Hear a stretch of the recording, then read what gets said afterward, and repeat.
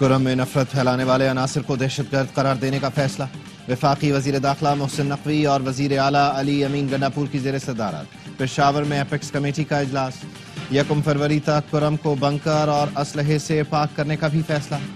فریقین حکومت کی ثالثی میں معاہدے پر دستخط کریں گے۔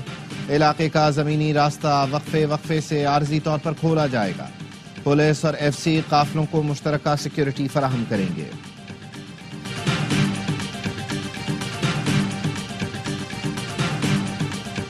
کرم میں دواؤں کی قلت، 50 سے زیادہ بچوں کی اموات کی اطلاع۔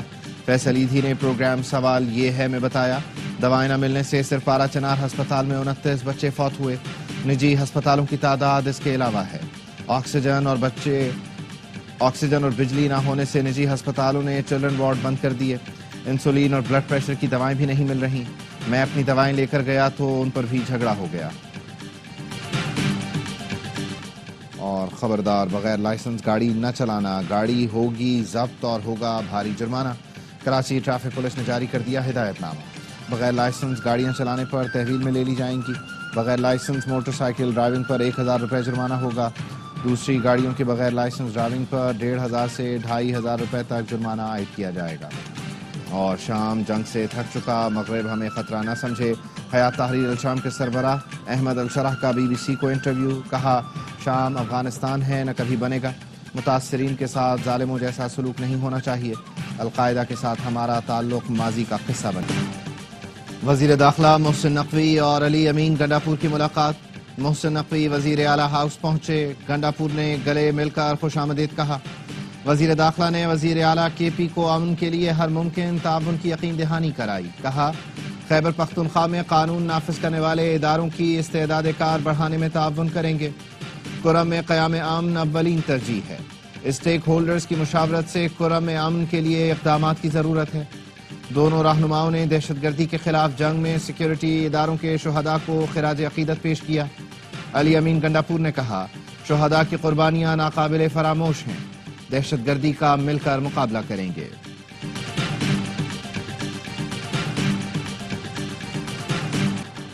مدارس بل پر 1-2 دن میں خوشخبری آئے گی۔ مولانا فضل الرحمان وزیر اعظم سے ملاقات کے بعد پر امید، کہا وزیر اعظم سے ملاقات میں اپنا موقف دہرایا کہ دونوں ایوانوں سے بل منظور ہونے پر اب ایکٹ بن چکا ہے۔ وزیر اعظم نے ہمارے مطالبات سن کر وزیر قانون کو ہدایت کی کہ آئین اور قانون کے مطابق عمل کیا جائے۔ وزیر اعظم نے قابل اعتماد انداز میں بات کی۔ وزیر اعظم ہاؤس میں ہونے والی ملاقات میں شہباز شریف نے معاملات کو جلد حل کرنے کی ہدایت کر دی۔ ملاقات میں مولانا عبدالغفور حیدری، سینیٹر کامران مرتضی موجود تھے۔ نائب وزیر اعظم اسحاق ڈار، وزیر قانون اعظم نذیر تارڑ اور PP رہنما بھی شریک ہوئے۔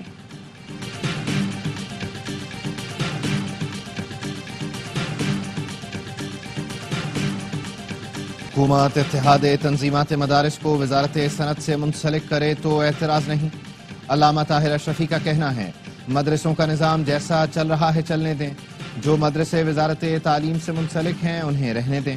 ملک میں اسکولوں کے کئی نظام تعلیم ہیں، مدرسوں کے بھی 2 ہو جائیں تو کوئی حرج نہیں۔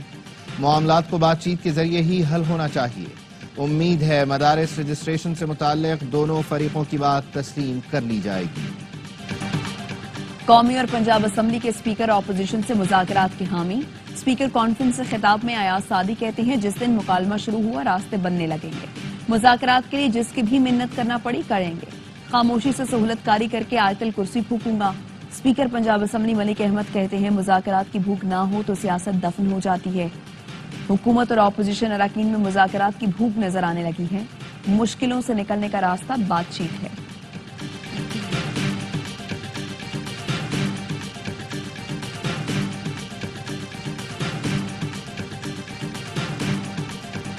GHQ حملہ کے خلاف درخواستیں خارج۔ انسداد دہشت گردی عدالت نے بانی PTI سمیت 10 رہنماؤں کی درخواستیں خارج کی۔ سماعت سے مسلسل غیر حاضر رہنے والے زین قریشی سمیت PTI کے 6 رہنماؤں کے تحریری وارنٹ جاری۔ وکیل فیصل چودھری نے کہا ملک میں نظام عدل کو فیل کیا جا رہا ہے، یہ حکومت آخر کرنا کیا چاہتی ہے؟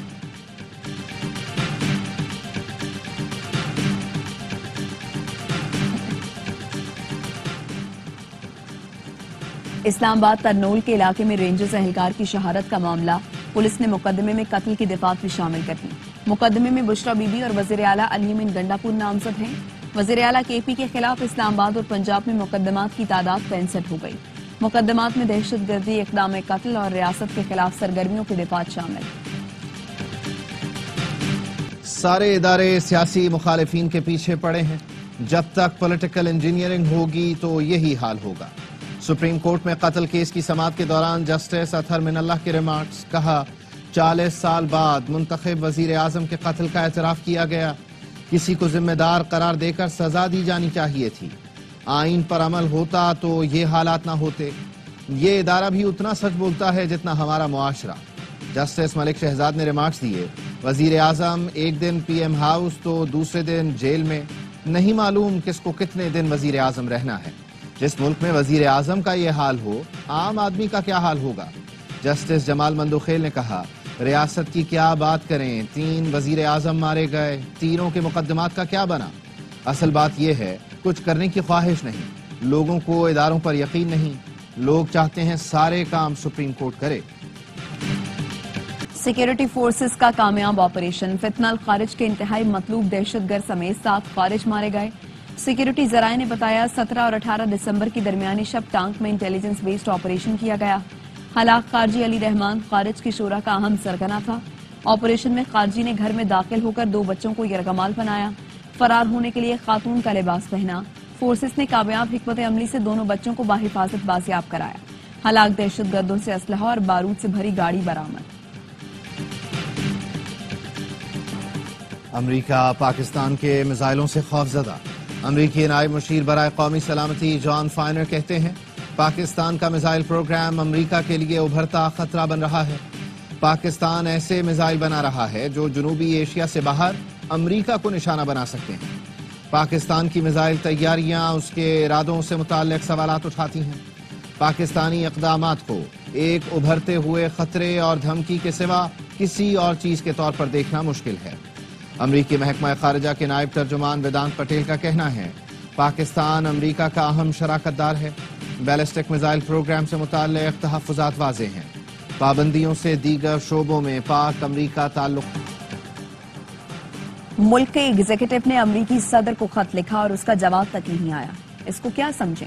इस्लामाबाद हाई कोर्ट ने डॉक्टर आफिया सिद्दीकी केस में वज़ीर आज़म और वज़ीर खारिजा के अमरीकी दौरों की तफसीलात तलब कर ली। वजारत खारिजा को मामलात सिफारती सतह पर देखने की हिदायत। जस्टिस सरदार एजाज इसहाक खान ने रिमार्क्स दिए, अमरीका खुद मुख्तार मुल्क है, वो डॉक्टर फौजिया का वीजा मुस्तरद कर सकता है। अमरीका वज़ीर आज़म का वीजा भी मुस्तरद कर सकता है, मगर मामलात सिफारती सतह पर ले जाने होते हैं। एडिशनल अटॉर्नी जनरल ने दौरों की तफसीलात से मुताल्लिक अहकामात वापस लेने की इस्तदा की। अदालत ने समाअत 13 जनवरी तक मुलतवी कर दी। इंसानी स्मगलिंग पाकिस्तान के लिए दुनिया भर में बदनामी का बाइस बनती है। सहूलतकारी में मुलव्वस FIA एहलकारों की निशानदही और सख्त कार्रवाई की जाए। वजीर आजम की इंसानी स्मगलिंग की रोकथाम से मुताल्लिक इजलास में गुफ्तगू। मुताल्लिका इदारों को आपसी राबते मजीद बेहतर बनाने की हिदायत। कहा, 2023 कश्ती हादसे के बाद जिम्मेदारों के खिलाफ कार्रवाई में इंतहाई सुस्त रवि से काम लिया गया। इंसानी स्मगलिंग से मुताल्लिक तहकीकात जल्द अज जल्द मुकम्मल की जाएं। तहकीकात मुकम्मल करके ठोस सिफारिशात पेश की जाएं। चीफ जस्टिस याहिया अफरीदी का रहीम यार खान जेल का दौरा। लाहौर हाई कोर्ट के जस्टिस शहबाज अली रिजवी और रजिस्ट्रार सुप्रीम कोर्ट हमरा थे। एलामिया में कहा गया, दौरे का मकसद जेल और कैदियों के हालात का बराह रास्त जायजा लेना था। चीफ जस्टिस ने कहा, जिले और सेशन जज गैर मामूली ताखीर वाले मुकदमात का जल्द फैसला सुनाएं। चीफ जस्टिस ने कैदियों की महारतों की तरक्की पर जोर दिया। IG जेल खाना आजाद पंजाब ने चीफ जस्टिस को कैदियों को फराहम की जाने वाली सहूलतों पर ब्रीफिंग दी। वजीरों की गैर हाजिरी पर चेयरमैन सेनेट यूसुफ रजा गिलानी बरहम। कहा, पार्लियामेंट में वज़रा की अदम दिलचस्पी पर वजीर आजम को एक्शन लेना पड़ेगा। अगर वज़रा नहीं आएंगे तो हम फ्लोर अपोजिशन को दे देंगे। कहा, मैं बतौर वजीर आजम वज़रा की अदम मौजूदगी पर खुद ऐवान में आता था। मेरी मौजूदगी में वज़रा भी आने पर मजबूर होते थे। Chairman peoples party Bilawal Bhutto की ज़ेर सदारत इजलास। सिंध बलूचिस्तान के वज़राए आला, पंजाब और खैबर पख्तूनख्वा के गवर्नर्स की शिरकत। सिंध बलूचिस्तान के वज़राए आला की बिलावल से वफाक की शिकायत। वफाकी हुकूमत की यकीन दहानियों पर पेशरफ्त पर अदम एतमाद। बिलावल भुट्टो ने हिदायत की कि हुकूमत से राबते तेज करें تاکہ CEC میں مثبت نتیجہ سامنے رکھا جا سکے۔ کراچی آئے گورنر پنجاب اور گورنر خیبر پختونخوا کی گورنر سندھ سے بھی ملاقات۔ ملکی صورتحال، مدارس رجسٹریشن، پارا چنار پر تبادلہ خیال۔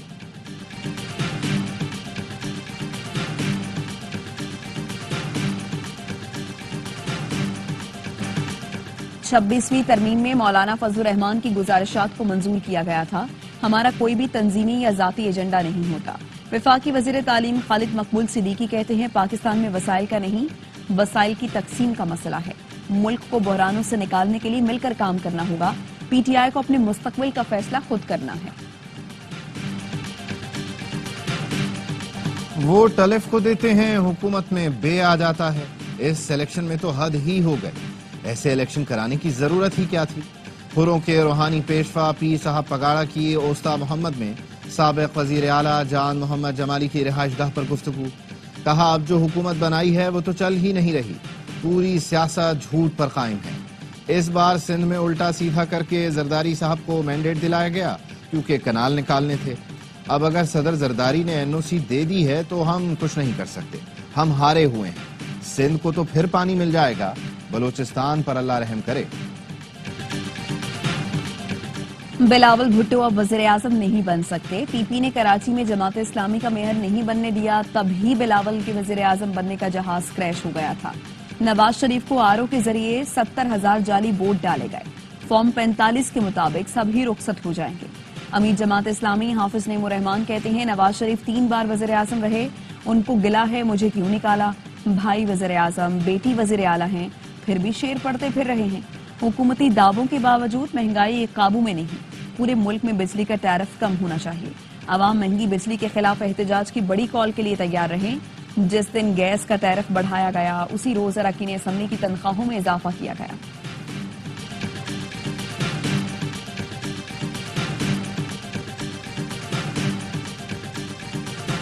JUI رہنما خالد محمود سومرو قتل کیس میں نامزد تمام 6 ملزمان پر جرم ثابت۔ سکھر کی انسداد دہشت گردی عدالت نے حنیف بھٹو، الطاف حسین، دریا خان، سارنگ علی، مشتاق علی اور لطف علی کو 2 مرتبہ عمر قید اور جرمانے کی سزا سنا دی۔ خالد محمود سومرو کو نومبر 2014 میں قتل کیا گیا تھا۔ راشد محمود سومرو کہتے ہیں ہمیں ادھورا انصاف ملا ہے، مجرموں کو پھانسی کی سزا دلوانے کے لیے ہائی کورٹ جائیں گے۔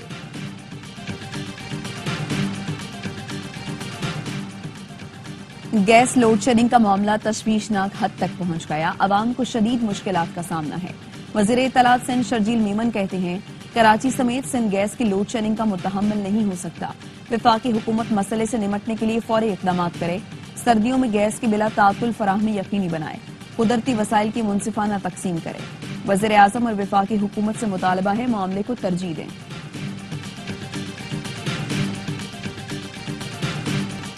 کراچی میں انسداد پولیو ٹیم پر تشدد کرنے والی 4 خواتین سمیت 6 افراد گرفتار۔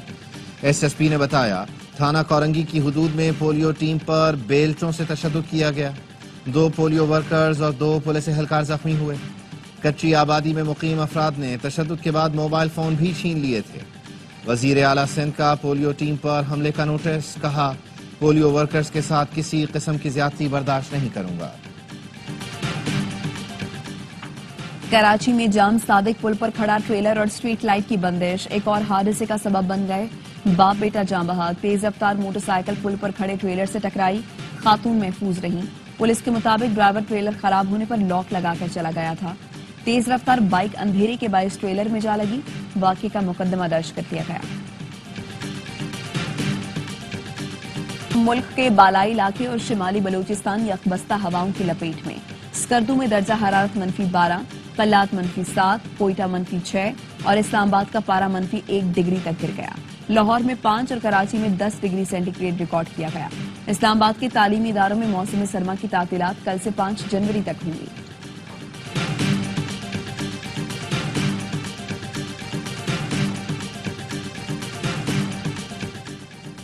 پاکستان نیوی انجینئرنگ کالج میں 36واں کانوکیشن، 372 طلبہ کو پوسٹ گریجویٹ اور انڈر گریجویٹ کی ڈگریاں دی گئیں۔ مہمان خصوصی نیول چیف نے شاندار کارکردگی پر 33 طلبہ کو میڈل سے نوازا۔ ایڈمرل نوید اشرف نے کہا کمپیوٹر سائنس، ڈیٹا سائنس اور AI ڈسپلنز کا فروغ قابل تحسین ہے۔ نیول چیف کی میڈلسٹ اور گریجویٹ طلباء اور ان کے والدین کو مبارکباد۔ Gwadar HBL PSL player draft کی میزبانی کرے گا۔ تقریب 11 جنوری کو منعقد ہوگی۔ چیئرمین PCB محسن نقوی کہتے ہیں گوادر میں میزبانی کا مقصد ثقافتی اہمیت کو اجاگر کرنا ہے۔ سلمان نصیر نے کہا اقدام PSL کو پاکستان کے کونے کونے تک پھیلانے کی عکاسی کرتا ہے۔ گوادر میں تقریب ہونا پاکستان کی خوبصورتی کو دنیا کے سامنے دکھانے کے عزم کی عکاست ہے۔ چیمپئنز T20 کپ میں اسٹیلینز کی ایک اور کامیابی، مارکوز کو 29 رن سے ہرا دیا۔ آل راؤنڈ پرفارمنس پر Jahadat Khan player of the match رہے۔ دوسرے میچ میں لائنز نے ڈالفنز کو 7 وکٹ سے ہرایا۔ لائنز کے آفاق آفریدی نے ہیٹ ٹرک سمیت ڈیبیو پر 5 وکٹیں اڑائیں۔ تمام میچ اسپورٹس پر براہ راست دکھائے جا رہے ہیں۔ پاکستانی تنساز زاہد مغل کا تاریخی کارنامہ، باڈی بلڈنگ ورلڈ کپ میں چاندی کا تمغہ جیتنے والے پہلے پاکستانی بن گئے۔ ٹوکیو جاپان میں ہونے والے عالمی کپ میں پاکستان کے 3 تنسازوں نے شرکت کی۔